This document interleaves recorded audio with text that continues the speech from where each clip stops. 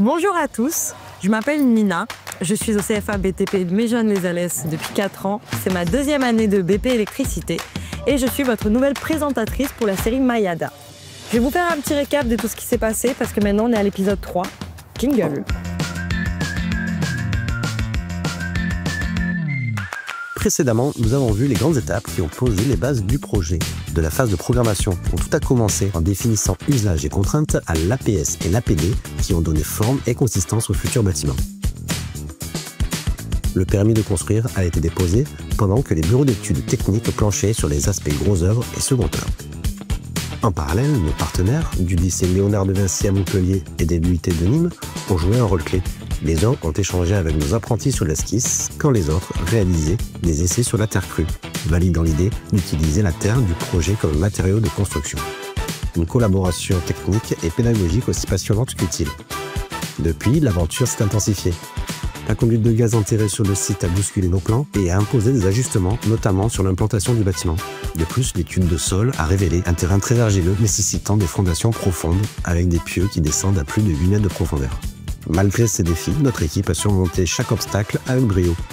Le terrassement a été réalisé par une entreprise spécialisée qui a foré, ferraillé et coulé plus d'une 40aine de pieux.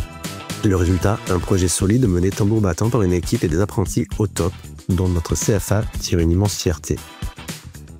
C'est bon, le petit récap vous a fait du bien? Alors aujourd'hui, on va parler implantation et formation terre crue avec mon ami Bastien.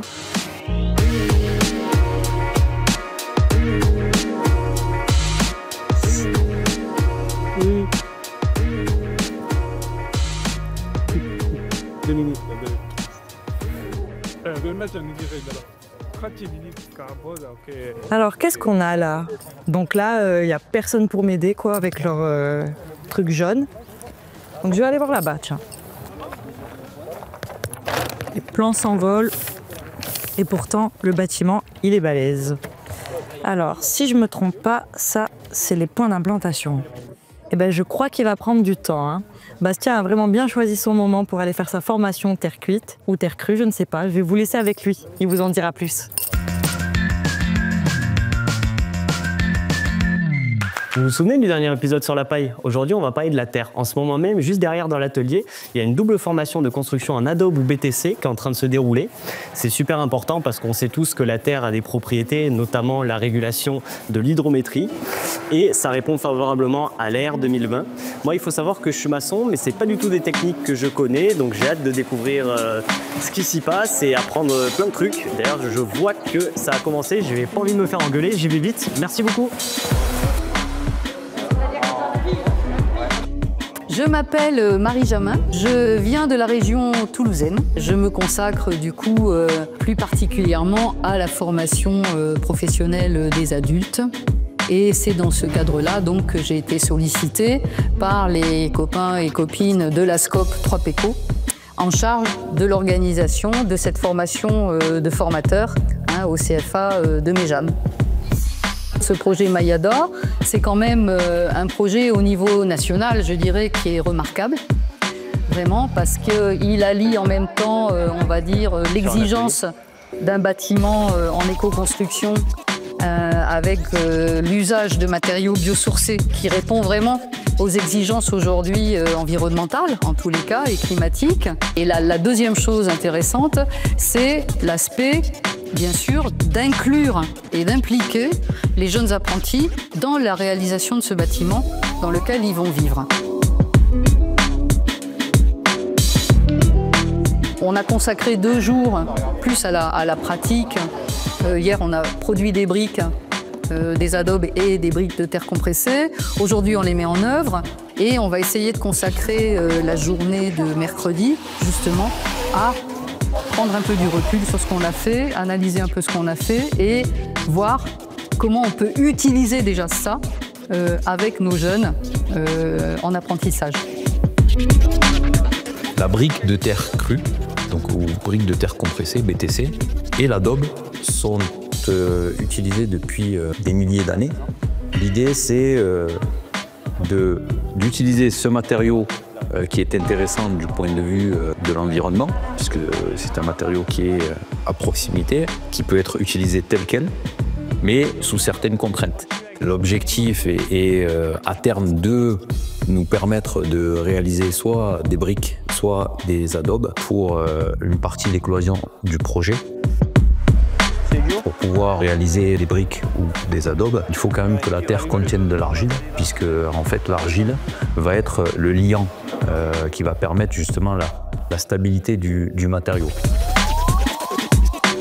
Il s'agit d'acculturer ce matériau-là, cette culture constructive, et en même temps de leur dire, voilà, vous allez être en responsabilité de groupes de jeunes apprenants qui vont, eux, être amenés dans les années qui viennent à construire avec ces matériaux-là. Hein. On est vraiment dans le développement des matériaux biosourcés, géosourcés. Donc peut-être que leur entreprise aujourd'hui continue le bâtiment conventionnel, mais dans 10 ans, ça ne sera pas la même chose et ils seront déjà en âge et en compétences pour peut-être monter leur propre boîte ou en tous les cas réaliser des chantiers, être en responsabilité de chantier avec ce matériau-là.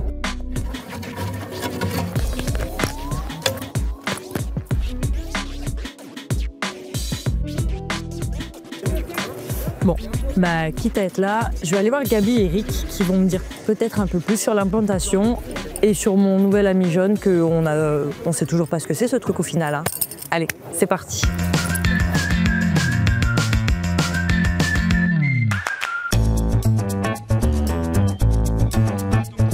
Quand on parle d'implantation de bâtiments, on va matérialiser le bâtiment sur le terrain, tout simplement, à l'aide de plans d'exécution. Le début, c'est de faire venir un géomètre, ce qu'on a fait ici, qui nous a mis 4 points principaux, donc pour avoir des repères. Et grâce à ces 4 points, nous pouvons implanter le reste du bâtiment.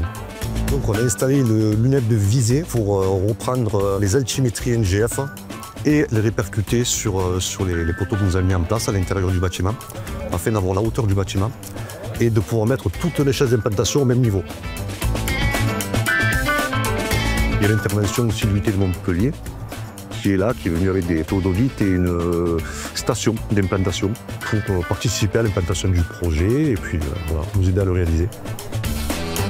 Alors on est venu réaliser une implantation où il va s'agir en gros de passer des points symbolisés sur un plan AutoCAD ou même maquette 3D Revit directement au point sur chantier.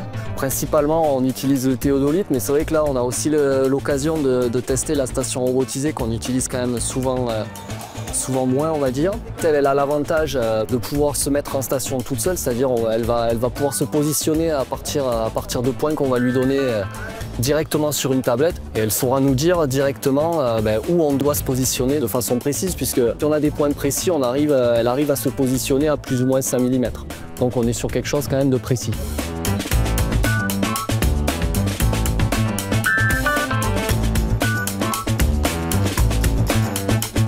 Déjà, l'installation n'est pas évidente du théodolite. Elle demande quand même de la connaissance et de prendre du temps. Ça permet de travailler, de faire des calculs au niveau des rotations de la machine. Voilà. Mais c'est bien, je pense, pour l'apprentissage des jeunes, de commencer par ça déjà et de voir le fonctionnement. On n'a pas le droit de se tromper, donc on recommence. On recontrôle et on recontrôle. C'est bien, même si 2 personnes le font. 2 personnes différentes pour être sûr de... Voilà. Parce que là, ça me parle d'une implantation définitive, donc on n'a pas le droit à l'erreur. Merci pour les explications, j'ai tout compris, j'espère que vous aussi. Et au final, je comprends pourquoi ça prend du temps à l'implantation, parce que c'est vraiment une partie minutieuse et c'est très important pour les fondations.